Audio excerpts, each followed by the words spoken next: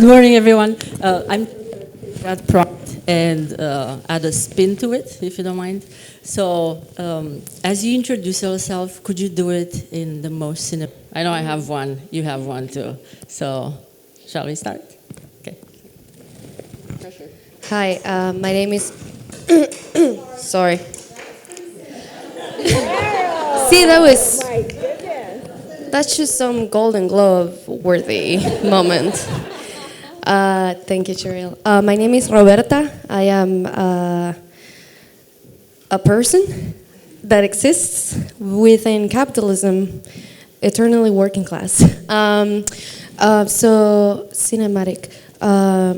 Well, it was a random day on July of 1993 when my mom escaped her abusive husband who was almost beating her to death. She had 2 kids. She left her with my grandfather, who she hadn't spoken to in 10 years, and went out dancing. That night, she met my dad at a rock and roll concert, and I was conceived. And now I'm here. And this is why I make movies. Yeah, you want to go? Oh, sure, I'll follow that up. I can't. No, okay, now it's on. All right, so Erica Valenciana, director, producer of Broken Flight.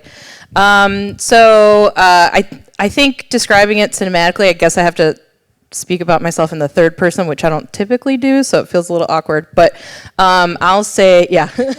So Erica grew up telling a lot of stories, which, some people might have called lies, but I'm going to say she was a born storyteller, and everybody could tell she was making shit up, so it's technically not a lie that way. But yeah, so I've always wanted to make movies. I never entertained anything else as a career, unfortunately, and here I am speaking to you lovely people. And then, what was the second part of the prompt? I feel like. Yeah, but you had something, I forgot my train of thought. Just remind me what the second part was. Yeah. Oh, okay. Yeah, so her career started at the tender age of 8 when she played in a parody of the TV show Cops. She played a cocaine dealer, that's sort of where it all began. Yep.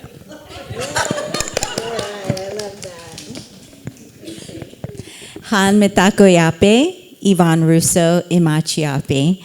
My name's Yvonne Russo. I'm a member of the Sikanju Lakota Tribal Nation. I'm a filmmaker, and I want to say Hihani Washte. That means good morning in Lakota, and it also means in Lakota it translates as how does the morning light find you? Growing up, I've always grew up in metaphors and in looking at nature as a vibratory reality, and the way as humans we connect to that vibratory reality.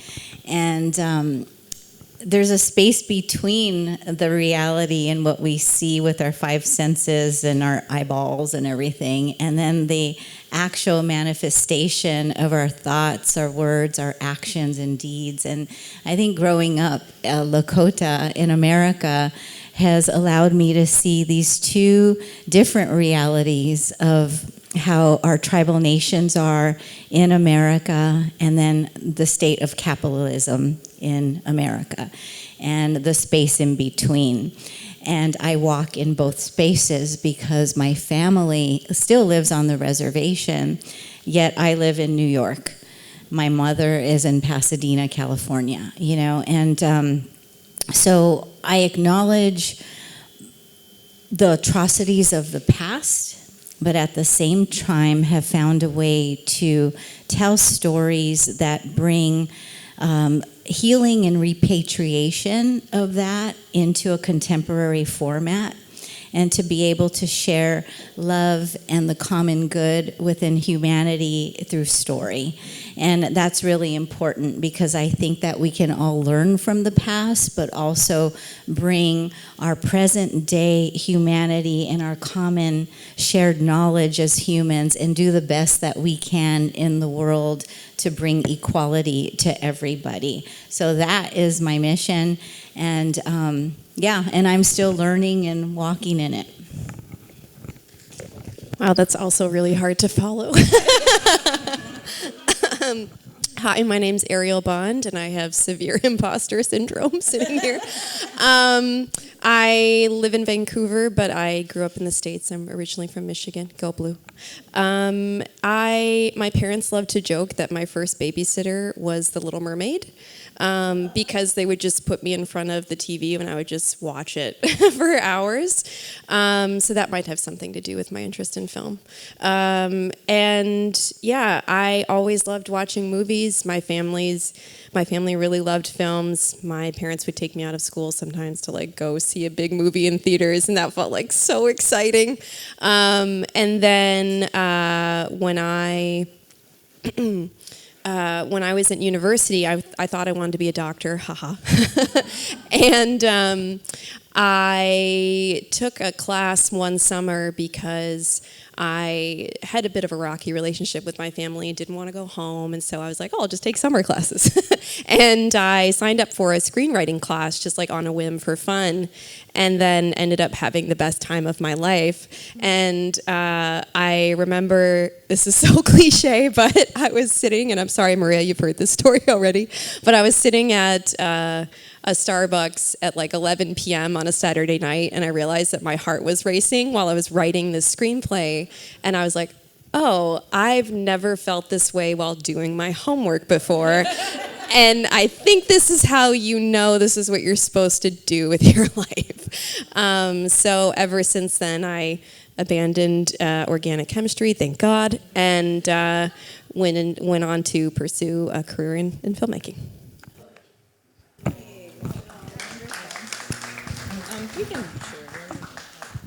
Thank you, everyone. I'll also introduce myself so that we all understand kind of where I'm asking the questions from. And sorry if we're a little bit showing you our backs. I'll make it short. It's 1987.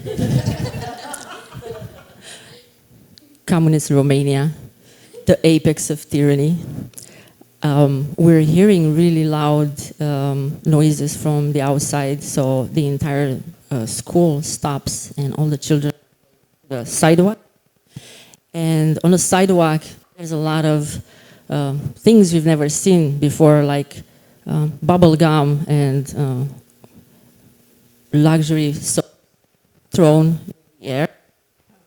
And people are fighting over it. It's something that you don't come across a lot. Children, the teachers, passers-by, and I'm really confused with my colleague and my friend, Chichi, what's happening. And suddenly appears a man with a camera, and he's filming everything. And there's also a woman who is throwing this shit up in the air. So it's a provocation. And Chichi and I really want that gum. And candy, so we're discussing it, and we decide not to take it. And then the people get into a car with a German number, which is also a novelty in communist Romania, and drive off. So I've been thinking about that a lot in my life. Like, who were they? What were they filming? Like, maybe the savages that lived under the Iron Curtain, or was that made into a documentary? Am I somewhere in some archive really, really wanting that gum and not getting it? But actually we got, because we got some of our colleagues to share later. So when I got into filmmaking, which was very late, because in Romania there were no cameras, there was censorship, even after revolution, hard to get to be a filmmaker. My relationship to film has always somehow been informed by that moment. Who gets to be behind the camera? Why? Who gets to be filmed? And what's the afterlife of a film? Or, yeah, it makes sense? So my questions tonight will be necessarily informed by these experiences. And I'm so happy to be in such a wonderful company. I think we're gonna dig pretty deep in. My next question is, because I'm not sure if everyone has seen the films, all of the films that have screened at a festival. Would you mind sort of introducing your film a little bit through any lens that you think is important to you? So that the basic of what we're talking about a little bit. Okay. We're having a bit of a microphone situation over here. Are we good? Yeah. Okay.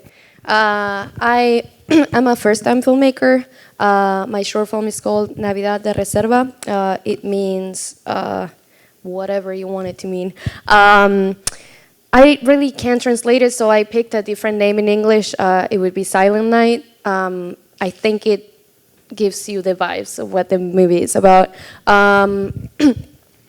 I wrote this short film originally in 2020 because I live in Portland, Oregon, and there was a grant happening.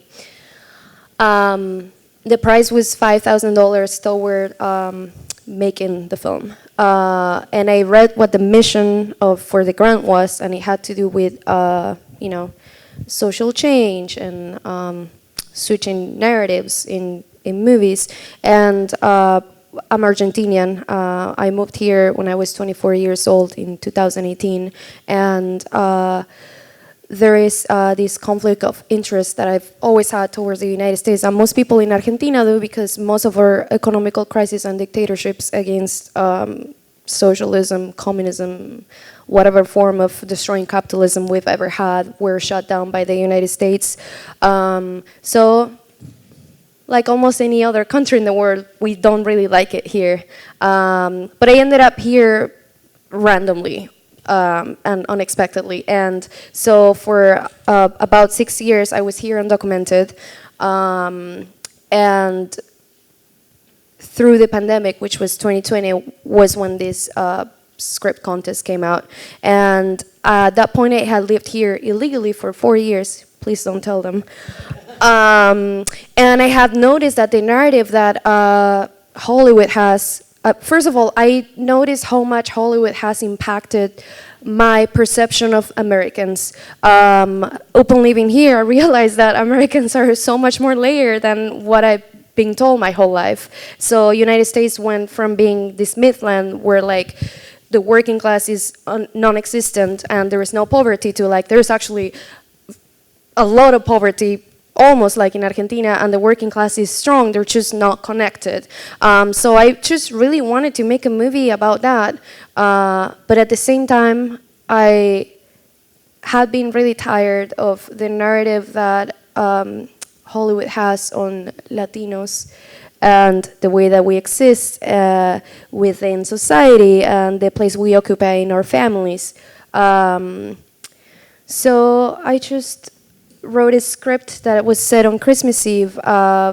My most difficult times here are the holidays, birthdays, anything that brings, human connection and not being able to be with my family. At that point, I hadn't seen my family for 4 years. So, and I was working, cleaning houses, nannying, picking grapes on fields, whatever you can imagine that can be paid under the table, I was doing it. And here's the thing about the United States that I think is very interesting. You guys don't really talk about class struggle. There is a lot of talk about racism, intersectionalism,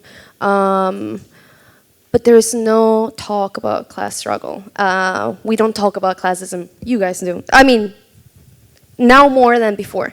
So I just sort of did 15 to 20 drafts of my short film where I was trying to explore this idea of isolation through the eyes of this immigrant who's working class, doesn't have papers, and has to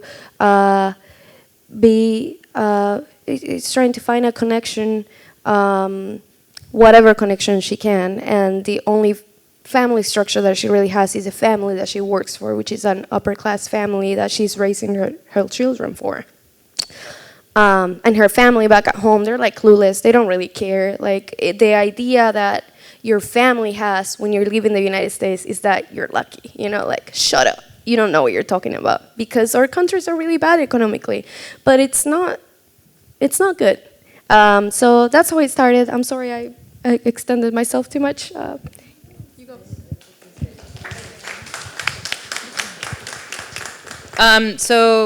Broken Flight is about birders who rescue birds that have collided into windows, and it's sort of set up into 3 chapters. The first chapter is the Chicago Bird Collision Monitors, who is a group of volunteers who go around the city and before the sun comes up, collecting birds that have collided. And then the next chapter goes to the Field Museum, which is where they take the birds that didn't survive the collision, but where they use the birds to study to hopefully prevent future collisions and other issues. And then the third chapter is the Willowbrook Wildlife Rehabilitation Center, which is where they take the birds that have survived and then hopefully rehab them to re-release them back into the wild. The project came about because I wasn't really familiar with birders before the project, and the more I learned, the more I became fascinated, and I was like, I need to make that film, and really felt like the best way in sort of telling the story of the birds was through the birders, because they love them so much and they're so devoted to them, and so that's what ended up doing. And what I thought was so fascinating was I never thought of Chicago as this sort of place that was a destination for nature, and that's what I found out. And I didn't realize just how much bird conservation was happening in the city. So I sort of wanted to showcase the city in that aspect, and really the goal was to show how literally anybody can do anything to help the birds. Like it's you can scale it up as much as you want and become a bird collision monitor. You can definitely do that, or you could do something as simple as like, oh, I'm going to hang something up in front of this window so birds don't see trees when they look at it and crash into it. So that was sort of my goal, and in the editing room, like the collision story felt like the most sort of pressing issue, and that's what we ended up going with. So. Oh, yeah. Viva Verde. Oh, yeah, it's a documentary, sorry. Testing. Viva Verde is a feature documentary which premiered last night at the Mount Baker Theater. So if you didn't have a chance to see it, it is a story about a retirement home for musicians in Milan, in Italy, and it was created by a renowned composer, Giuseppe Verdi, who is notable for his works in opera. He wrote the most famous compositions, Aida and Traviata and Falstaff, and most of his operas are still performed in all of the grand opera houses today. But he willed his fortune to create this retirement home for musicians in Milan, so that his fellow musicians had a place to live in their golden age. Because during that time in the early 1900s, there were no pensions for musicians.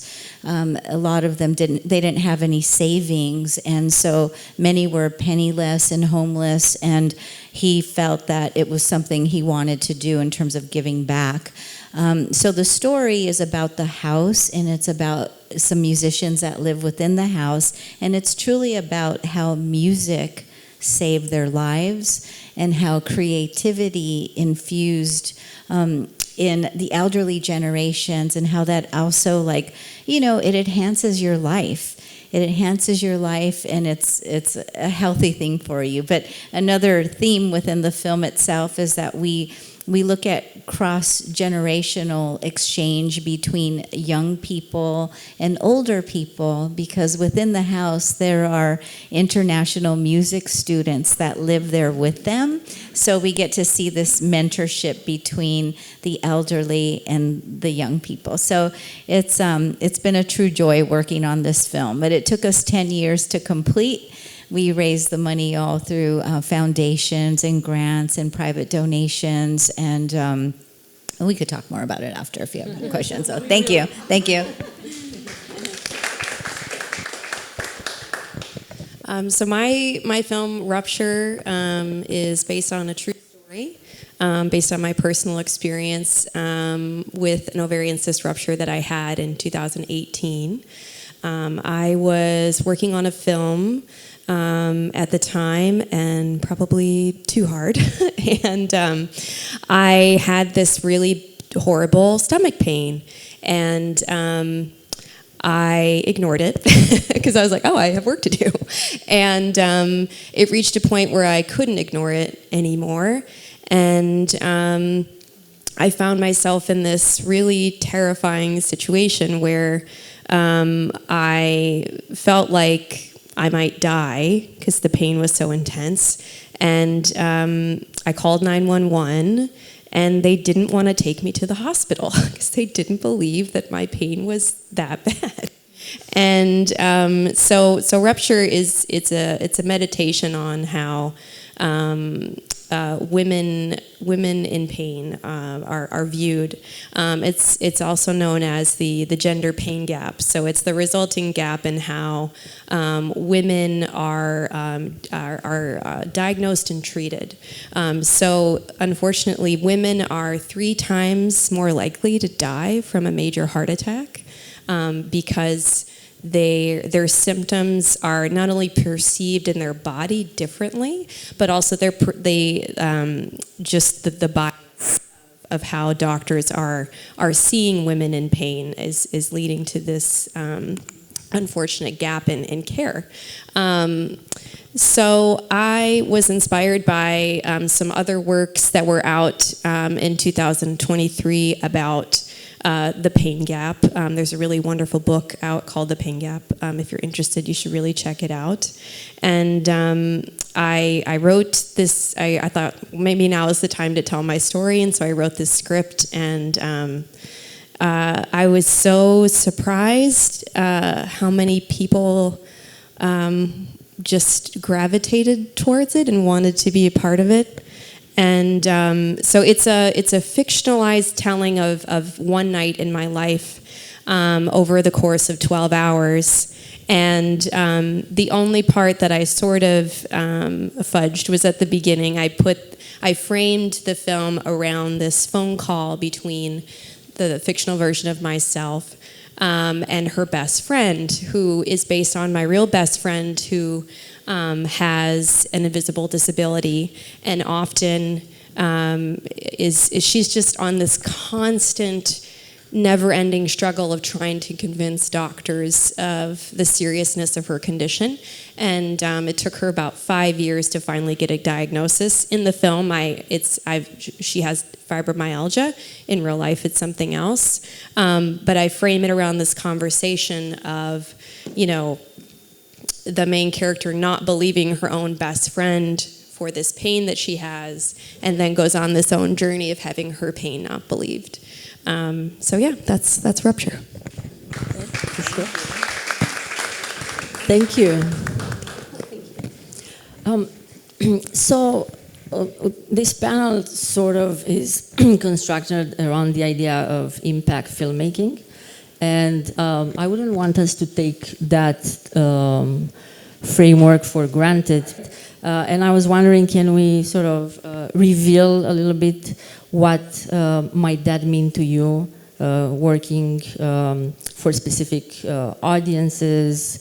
What are your maybe methodologies in how you approach collaboration, and the idea of what kind of impact you think or desire your films to make in the world? For me, I think obviously it depends in every author and director, and the theme or subject matter that you want to talk about. In my case, in general, and specifically for the film I'm showing in this film festival,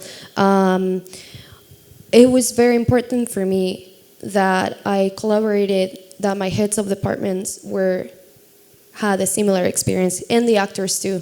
When I did the casting process, I had a couple of questions that were related to, I was looking for a Latina actress to play the lead, an immigrant. And it didn't really matter from what country she was, but it really mattered to me, this one question. Does the American dream exist? And if it does, what do you think it is? I don't think it exists. I think it's just built up from propaganda from World War II that everyone has been sold, not just Americans, but everyone is in the world. So like, that was a great filter for me, because if the answer was yes, I did not want to work with that person, because we would have had that conflict of interest. I am trying to convey some sort of message, and if the main person who's gonna like go and convey that message on screen doesn't align with me, first of all, we're not gonna see eye to eye when we're discussing how the film is gonna go. And the same thing was with crew. And I actually learned in this project that it's very important for me to work collectively. Film is a collective art. You can have a vision. You absolutely can have shot by shot how you want things and the message you want to convey. But it doesn't work that way for me. I want to work with people that I'm going to give them the script, and they're going to align with what I'm trying to say and put out in the universe. Once this film is shot, edited, and put out, it's going to be out for humanity. Like, I mean, one person might see it 100 years from now, but that's enough for me, that I want that time and moment of society and the system we lived in to be registered the way I see the world and the way I want it to be. I'm very conscious that overthrowing capitalism, it's hard. I also come from an indigenous family, and from starting with my grandparents, all of our traditions were ripped off because Argentinians, capitalism, colonizers didn't let them even keep their native language. To this day, I don't know, because we don't have any other registers, and my grandparents died. Again, circling back, I learned in this project to start looking for people that not only were good artistically, but that aligned with me, that were working class, that grew up in a similar environment, that can read my script and say, yeah, I know what that feels like, and let's show it. Mostly because as growing up poor and working class, most of the movies I've seen, which The Little Mermaid was one of the ones I've seen the most growing up, most of the movies I've seen frame the people from that are similar to me in this journey where they're trying to become something else, and usually the something else is richer. You're just trying to make it. You're just trying to make it. And what happens when you don't make it?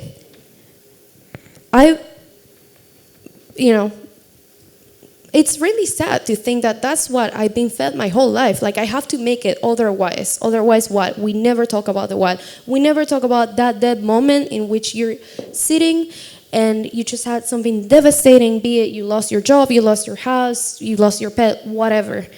And you're just sitting there not knowing what the hell to do because you can't afford to do anything. And you just have to sit and deal with it. I want to see movies that do that show me that moment, that show me the joke that your sister says when, something horrible happened and, you hear that dark joke and it makes you laugh and it makes you forget for a moment that, like, you're living under a bridge and collecting cans. In a way that, like, humanizes us. I don't want to see any more movies of, like, slavery and people getting whipped in the back and immigrants having to become sex workers because they don't have any other option. I am tired of it. And I think thank you. I think by having a vision that will actually frame those unseen narratives of the working class, and by pairing yourself up with creatives that come from indigenous backgrounds, from working class background, from this rough neighborhood kind of background, you can collectively create change, because it's not just the story you come up with, it's the experiences of everyone around. The director of photography can read the scene, and be like, oh, you know what, I think this looks like this. And the director of art can be like, and this is what the house looks like. And the costume designer will be like, actually the shirt has a hole because she can't even afford to sew it back. And I think that that's just how I see it. Anyway, go ahead.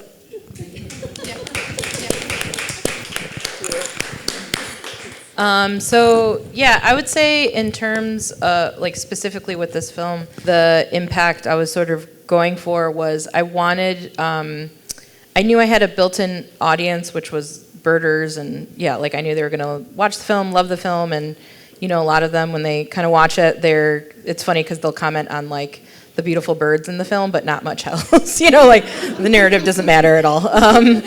Which fine. But what I wanted to do was I wanted to appeal to people who weren't necessarily interested in birds.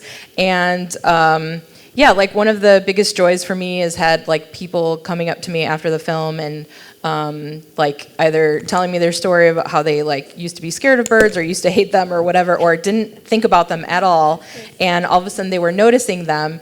And one really cool thing is the people who kind of reach out and they're like, oh my gosh, I called the collision monitors today and this is what happened, and like sending me pictures of birds that they've found and calling the monitors. And like literally a friend of mine like 2 days ago, like on my way over here, she's like, I'm like trying to text the person who's picking me up, and then she's also texting me and be like, look at this bird, and like they're gonna come pick it up.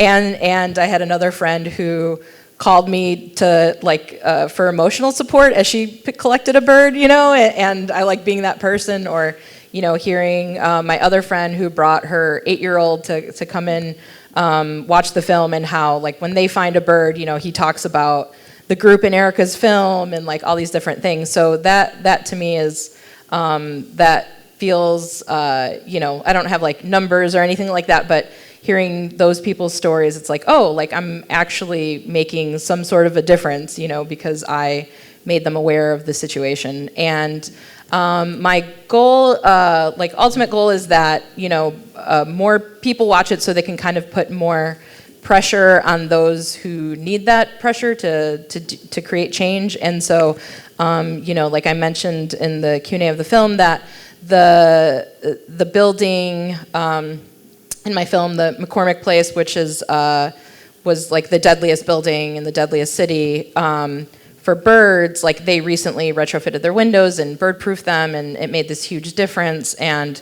and it's incredible that it happened, but it wouldn't have happened unless, like, if they hadn't gotten so much public pressure, And so that's what I want is like, anytime someone's like, oh, I'm trying to get my alderman to do something, and I'm like, hey, take the film. Like, you don't pay me. I'll give you the link, whatever.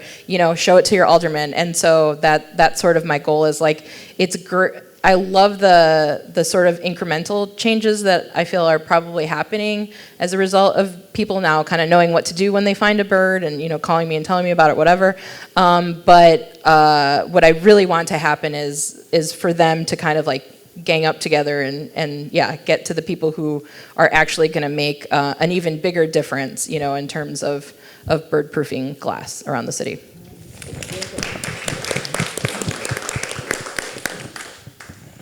For Viva Verde, it was really interesting because I I've been working as a producer and director for 29 years in entertainment. So I come from a different experience, but I was on assignment for National Geographic, and we were covering a story on Milan's hidden treasures. And in that story, the photographer that I was following, his name's David Yoder, he told me, he said, let's go, I want to take you to this retirement home in Milan for musicians. And I said, okay, great. So we went to the home, and when I arrived there, I was so moved by this place because it's so distinctive. And to know that Giuseppe Verdi built this home, you know, and basically transferred all of his wealth to his home, but the people that were there in the home really touched my heart in a way that was like so soulful. But I didn't have words to express it. I just was like tearing up when I saw the elderly people that were training younger people. They were in their 80s and 90 years old and still practicing their music and still singing and still playing piano and still like very vital in life. And I was moved by that, and I thought, someday I want to come back and tell the story. I didn't speak fluent Italian, but I am part Italian. My father is Italian, my mother's Lakota, but they divorced when I was really young, so I never knew the Italian side.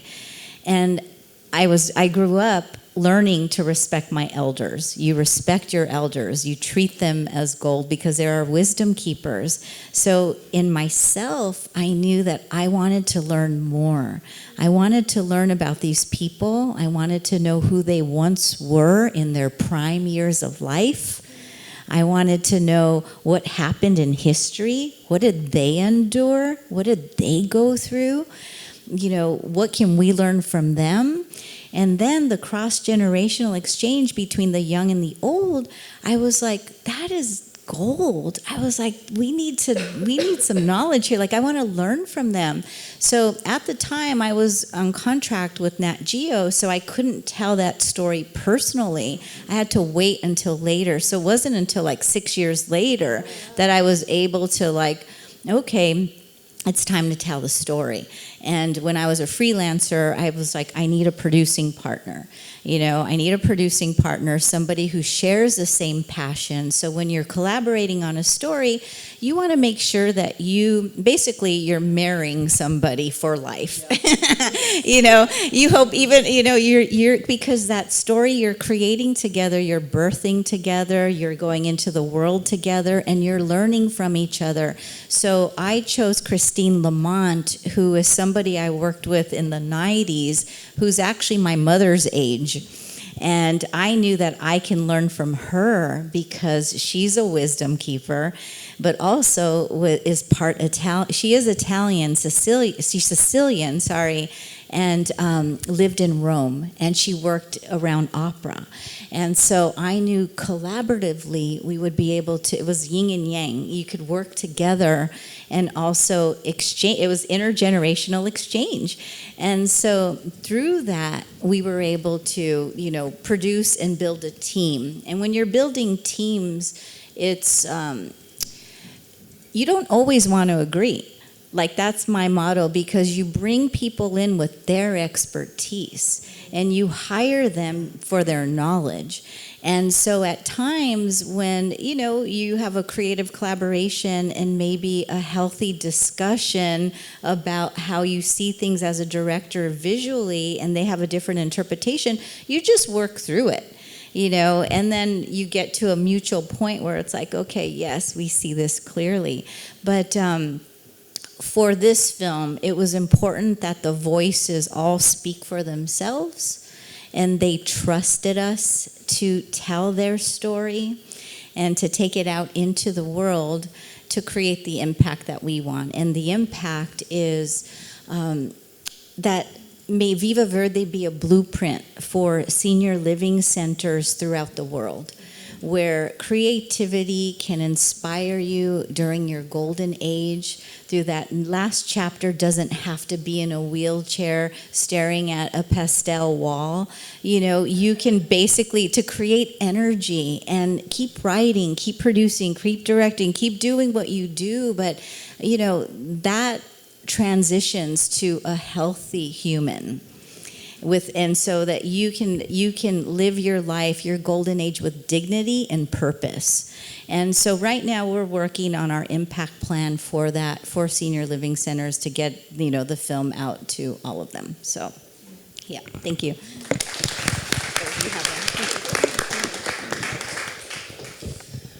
Oh, such another hard act to follow. Okay, so Rupture. I wrote the script in August of 2023, and I showed it to my producing partner, and I was like, I think this is a thing. And she read it, and she was like, oh, we need to make this. She's also the star in the movie, Lucy McNulty. I really wanted the development support. It was my first time directing. I was like, I don't know what I'm doing. And I also just really wanted to get the story right. And yes, I was telling a story that had happened to me, but I also wanted to speak to other women who had been through this experience so that it was more universal and more real and authentic. And so I created like a weekly Zoom room with this group of women that I made the executive producers on the project, some of whom are my best friends and can tell me like it is. And so every week we would get on Zoom and just do a table read and go through the script, and they'd be like, this is working, this isn't. And we did that for like 10 weeks, and it just made the project so much better. And I want to do it on all of my projects now forever. So that was super important. I also did a lot of research. I reached out to a bunch of nonprofits to try to get some statistics that you see at the end of the film. I've been in touch with the American Medical Women's Association, as well as some other nonprofits. And I put together a team, and I really, of course, wanted a lot of women to be involved in the key heads of department positions. Most of our producing team was women. We did have one man, because I think it's super important to also have the male perspective on this issue. And our costume designer was a woman, our editor was a woman, our composer was a woman. And I think all of that just made the film that much more authentic. Because it was really about the female perspective, especially on this issue.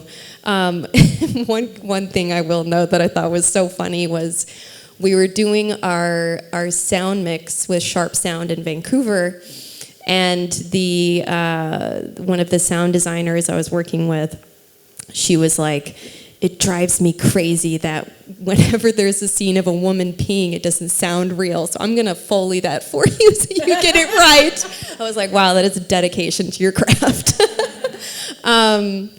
So it was, I just think all of those elements really brought it together. And so I reached out to a lot of women. Everyone I knew, I was like, do you know anyone that this has happened to? Are they willing to talk to me? And I just heard so many stories. And I was so moved by them, and I tried to incorporate some of them as well, but I found in making a project that is issue-based or that's impact-driven that it becomes this magnet for just people who really care, and it's, I don't know, it's like this weird serendipitous thing happens where the project just wanted to get made. And I was on set, and one of the extras came up to me, and we had, I think, 35 extras volunteer for free to just come out and be on this project because they just wanted to be a part of it. And one of them was a man. He came up to me, and he said, you know, I practice Chinese medicine, and I took the day off to be here because I think this project's so important. And then when we were coloring the film, we were at Company 3, and our DP is named Francois Dagenet. He I don't know how I convinced him to do this project. He's done big shows like Yellow Jackets. And he got us this amazing colorist, and we just finished coloring for the day, and we were about to pack up. It was just him and I, and he turned to me and he was like, "Can I ask you why you made this film?"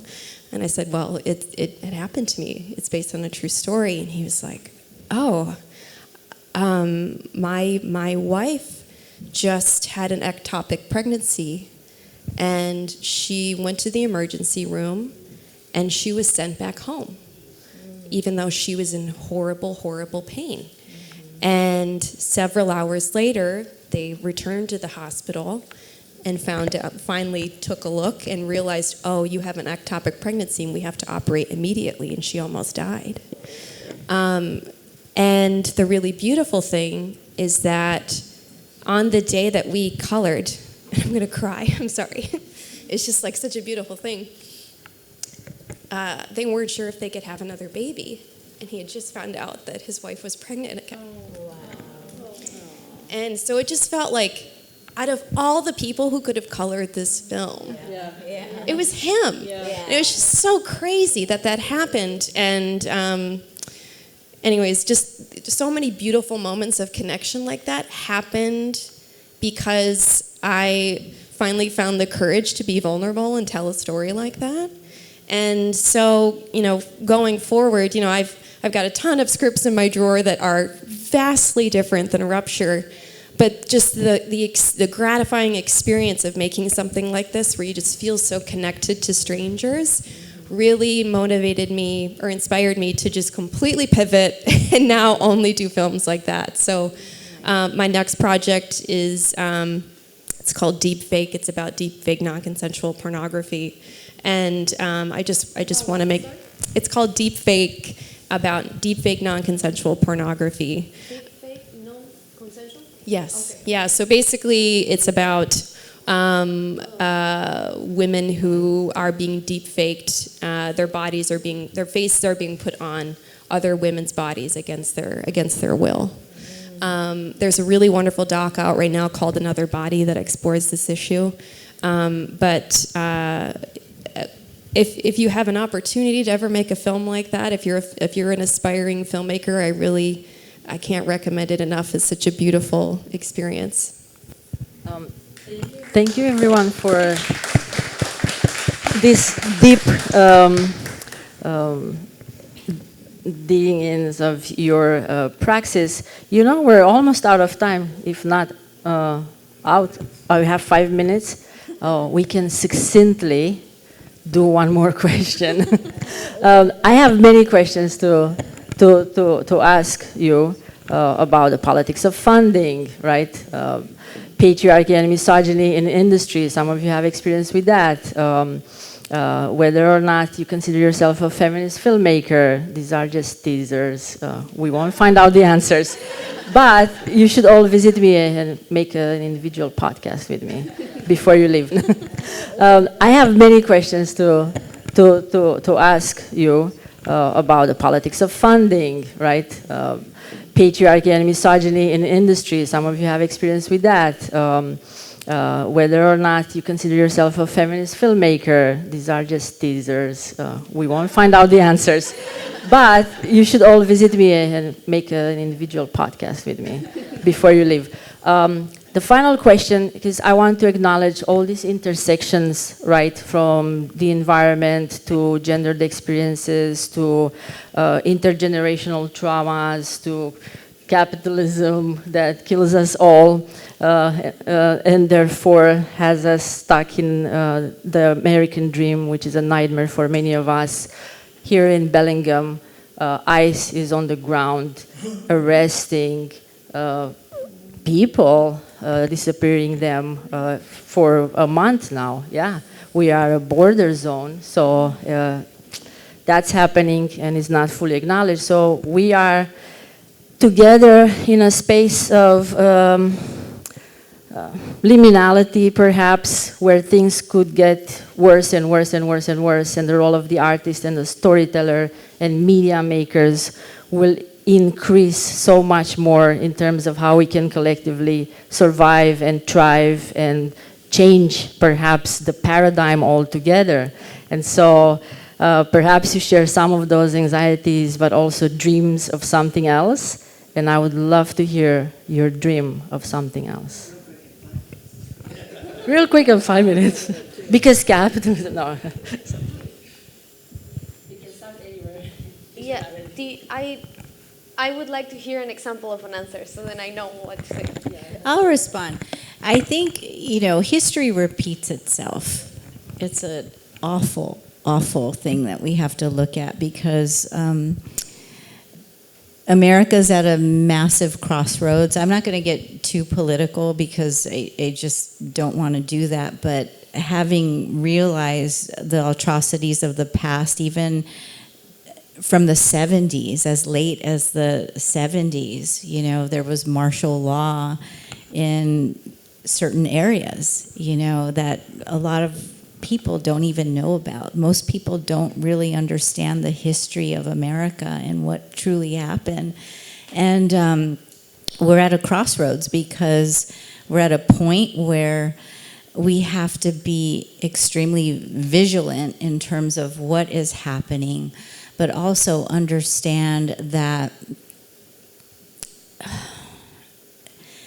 we have to repatriate the stories of the past. We have to acknowledge the harm that, and the atrocities of the past and face it.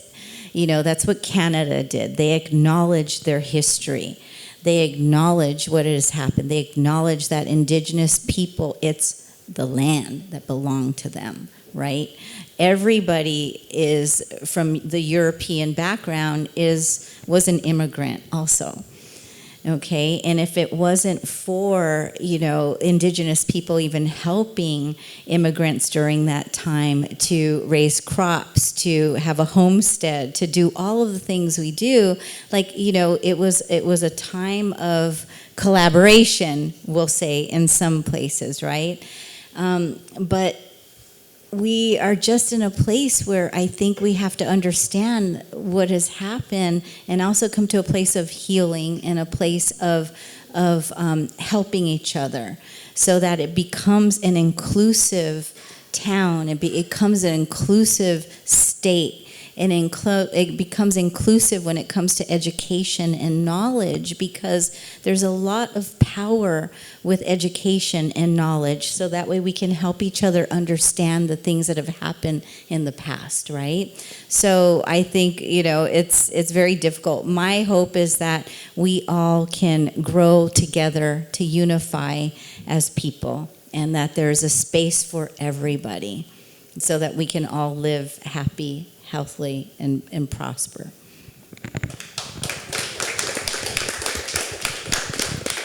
Sorry, I don't want to get political. I have a very interesting perspective being an American who now lives in Canada. Having made a film like Rupture, I'm so grateful for things like universal health care. I just had a baby, and I can tell you that I paid nothing for that, which is amazing. In terms of like a dream, I just think we're at a point where we've lived in a very prosperous, very peaceful time throughout the last few decades, and now we are at an inflection point where that's at risk, and we need to fight. We need to fight for it. I'm not sure what that looks like exactly, but I think it's on all of us to just be really brave in the way that looks like for us, and to really dig deep into what are our values, and what do we think what do we want the world to look like in 5, 10, 20 years. I have an 8-month-old baby. I'm thinking about what I want the world to look like for him, and yeah, I just think it's on all of us to try to figure that out. Question. Yes, 10 times yes. I agree with all you have said throughout this talk, not just this. I think that I just want us to build communities so badly. I and you know, as an Argentinian, I can see that's lacking here. But it's lacking from like the very get go. You know, like preschool, elementary. Like kids get split in middle school, and they don't share a common class anymore. So it's harder to make friends. It's harder to build community. So if there is something I can do here as a filmmaker, as a friend, as a person who's there for my partners and friends, is help foster community. If I can foster it through film, great. And if I can just help foster it by collaborating in the neighborhood, etc. I think that the only way that we're gonna come, again, I also don't want to get super political, but it's impossible not to with the times we're living through. And I think that the way that we're gonna see through the other end is by building community. And so I look forward to that. I think that the hardest is where we find the support from each other the most. Yeah, I do want to get super political, but we're way out of time. So I'll just leave it on, yes, building community is super important. We have to rise up. And one way to do that is to sort of give opportunities so that we have more of a diversity of stories. Thank you. Thank you so much. Let's give a round of applause to all these wonderful filmmakers. I hope you have a great day, and I think another world is possible, but we'll have to fight for it. Thank you. Thank you, everyone. Aren't you glad you came? Because super good conversation. I'm telling you. Thank you to everybody. Let's give them one more little...